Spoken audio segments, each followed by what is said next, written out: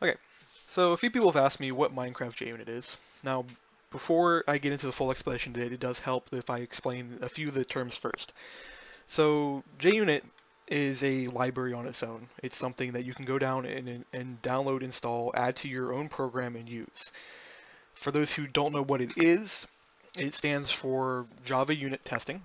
It is a application or library, or however you want to view it, because you can run it as an application separately and it'll run over your code, but it is a library when you go to download it. It's used to test for bugs, pretty much.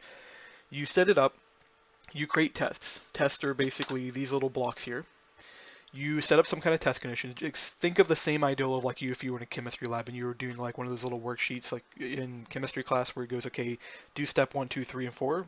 A test is the same exact way. You go through and you do step 1, which is place the block. Step 2, check for to see if it'll crash. In this case, we're testing to prevent the null placement of blocks, as you're not supposed to be able to pass null into it, and it's expected to crash. Here's our expected condition. Here's our fail condition if it doesn't work. Now, JUnit test does all this through test cases, and you have to set up all your various things. And it works really, really, really well, but it doesn't work on Minecraft. This is where Minecraft JUnit comes into play. I wanted to start implementing JUnit testing on all of our programs because it is amazing. If in anything I don't do that's Minecraft driven, so if it's Java but it's not Minecraft, I will almost always put at least 1 or 2 JUnit tests in there to test for common problems or bugs that I've come across while testing. These come from anything like network issues I've had in some of the launchers I've developed for people, buttons not clicking, delays too long in a button click, transactions not working, files not loading. There's so many things you can do with JUnit testing. So some of you may go like, well, what's this have to do with Minecraft again? Well, as I said, JUnit testing doesn't work in Minecraft. This has a lot to do with how Minecraft is developed, how FML and Forge are developed on top of it, and it comes down to a really basic problem. Anytime that I want to call, say, something like a block class or an item class, say I want to place block dirt into the world. As soon as I call that, FML is going to trigger its loading phase. It is then going to expect to find the Minecraft class loader. It will not find it, it will then crash. And it doesn't just do it here. There's several other spots where this triggers. Like if I go to use the world and say provide my own blocks that are not the default Minecraft blocks, it'll crash eventually. It'll just error out in so many different ways, and there's no easy way around it. To get around it, I created the Volts test runner. It runs on top of the JUnit test runner, and what it just simply does is on initialize, it sets up a lot of basic stuff for us. It gives us the class loader, it sets up the logger. So here's the loader and stuff. Well, actually, that's not the class loader. One of these is the class loader. Yeah, somewhere around here. Whatever. I coded it at some point. It works. It sets up tons and tons of stuff for us. It makes sure that everything works. It sets up our block registries for us, or items. It does really, really basic things, and then it just sits there and it goes through and it runs all of our methods and makes sure that all of our tests run correctly. It also provides some extra bonus stuff like initializing some data before the test run and closing it out after the test run. That way you can have a global pool of data that is running, because with normal JUnit testing, each method is independent and isolated, which is how it's designed to be. But when it comes to modding, we may not want independent isolated. We may want to set up a world, place some blocks in there, and then run like a concurrent amount of tests on that same spot without replacing the blocks over and over again. So that's what Minecraft JUnit test does for us. It also does some other things for us too. It will give us some fake worlds to test in. It's really hard to test on the current worlds as they are without changing a few things. One of the things we have to do is we have to do a chunk provider. We have to get rid of a few different things. A lot of this is actually taken care of in the abstract world. It fixes things like set block. It also gives us more test case, like we get some debug here, like we can see what's going on in each different thing. That's really useful if your test fails at some point and you're trying to figure out what's going on. There's more to this, like we've got fake players to work with. We can give the players inventory, we can set their items, we can tell them to do certain things, throw exceptions. So we can test to see if a player right-clicked, if it crashed. We can see if a player right-clicked a silo, did the missiles fire. There's tons of stuff we can do. We can do tons of interaction things with this. We have a server version and a normal version, so we can test a client-side behavior versus a server behavior. We can check chunk generation. We can check world generation. We can check everything with fake chunk. We got stuff in fake chunk here. Of course, these are not fully flushed out. This is, as somebody's already asked me, what was the state of this? This is kind of in its infancy still. We've built it up basic enough that we can get our JUnit testing. Right now we've got 700 unit tests using this system, so we know it works. But there's still a lot more to put in here. Like we need to be able to test event systems. We haven't done that yet.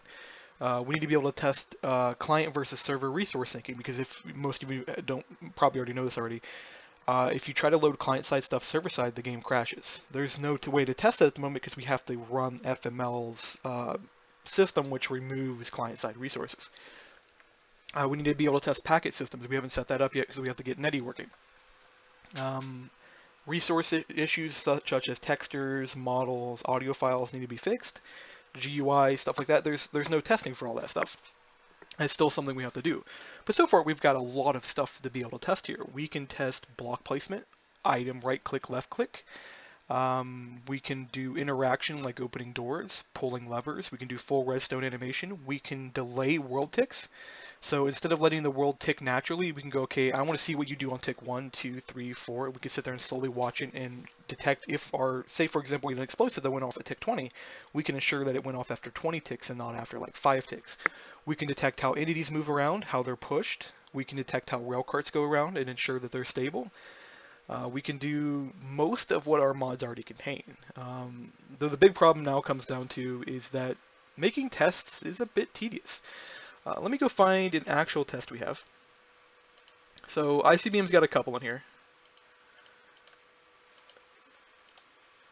So we've got, say for example, here's a test that tests to make sure the Ender Blast is not going to duplicate blocks. That it returns the exact number of blocks that it's removed and does everything.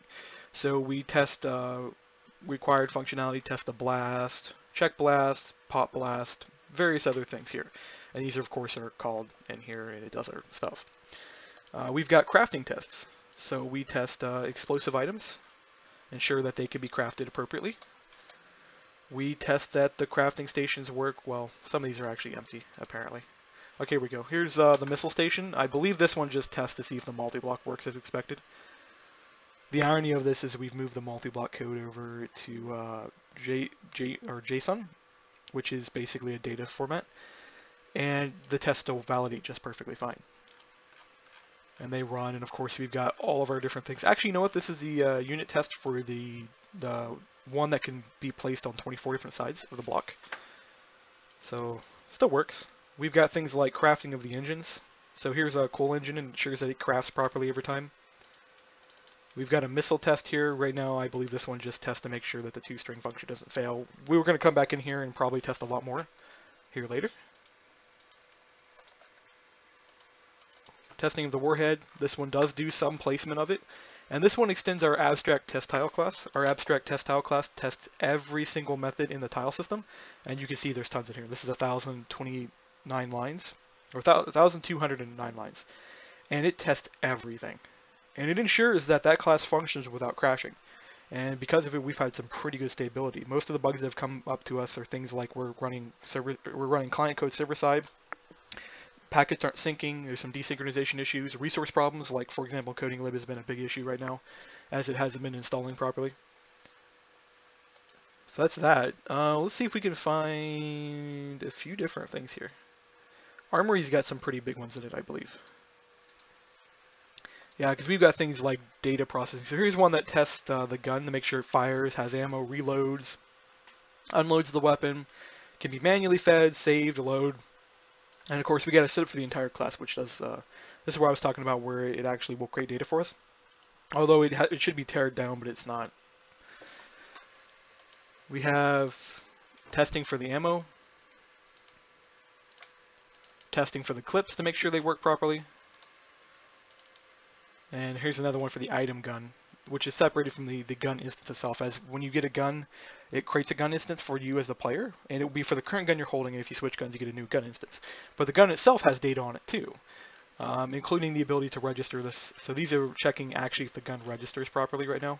There's not actually a lot of item checks in there. We got testing for the processors to make sure the processors can read our JSON files properly. There's basically one for each one of our processors right now.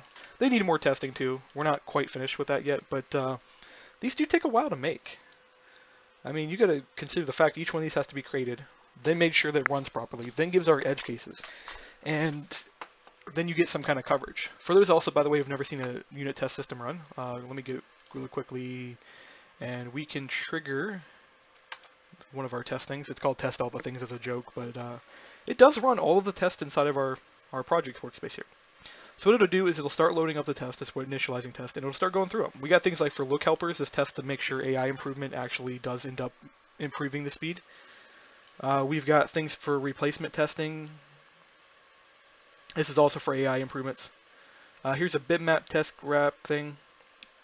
Here's our test crate. This is for a crate which we're working on for a thing. Look at how many methods are in there. There's test for commands. There's our downloader test that tests to make sure our downloader works. Version test to make sure the versions check out. There's a whole bunch of tests for our wiki builder. There's some of our blast tests. There's JSON loading test, and we can see it run too. So it'll go like, hey, we added a processor. It'll give us all the debug here. It'll tell us what it's been doing. We can sit there and watch it and make sure it's run correctly. And if it ever failed, instead of saying okay, it would turn red. It would go, hey, this test has failed. It also prevents our build servers from running. So the biggest importance of this, not just for doing bugs, is that on the build server, if one of our tests fails, it will not release the mod. And it'll go, hey, this has failed, and it'll tell one of us developers, and then we can go in and fix it, and then adjust it and see what's wrong with it, and then rerun it, and then it'll build and release our mods to Curse. As though, for those who haven't seen yet, we're started doing auto releases to Curse again, although this has kind of annoyed the Curse team a little bit, although they're okay with it. They're just kind of giving us hell because it makes their jobs harder. So if we go, say for example, Iceman Citrus, which is one of the newer mods we just did, it's already released 3 mods, and these are all auto uploaded, except for this one. I think I did manually upload this one. But every time we make an adjustment or a build, it'll make a new thing, and it does this once a day, and it'll do that for all of our mods once a day. And we can go to each one of our mods and check that out. And for example, we can also go to the build servers. If I remember what they're, over here, there. So we got our build servers here. We can go in and say, look at the assembly line here. And it's building all of its stuff, and it'll run unit test in here. So if we click in here, although this one says test, let's build, so I'm guessing assembly line is not the best one to look at. Let's grab a CBM Classic, maybe? Nah, it's a testless build as well. Unfortunately, not all of our mods are tested. I don't know why that's... Oh yeah, I think we were having issues with the build process here yesterday. Yeah, been trying to get it sorted out. But yeah, you see 248 tests passed, so you can click in there and you can check all of the tests. See details for test results for... Yeah, let's click that. So we can go in here, we can look at all of our tests on our build server, we can see exactly how our build server ran, we can see the exact amount of time it took to run each one of these tests. And yeah, so that's pretty much Minecraft JUnit testing. And kind of to sum up, it's a really cool system that lets us test for bugs. I don't know if I mentioned it already, but it saves us tons of time, as we don't have to continuously check for these issues. It does it automatically for us. It also improves the stability of the program, and kind of just all around really nice, because it's not too bad to set up. But anyways, that's pretty much been into this. I'll probably make another one of these later that's better scripted, may have some animation in it, because I have a script here that I was reading, and I didn't read any of it. But that's YouTube video making for you. I'll see you guys later.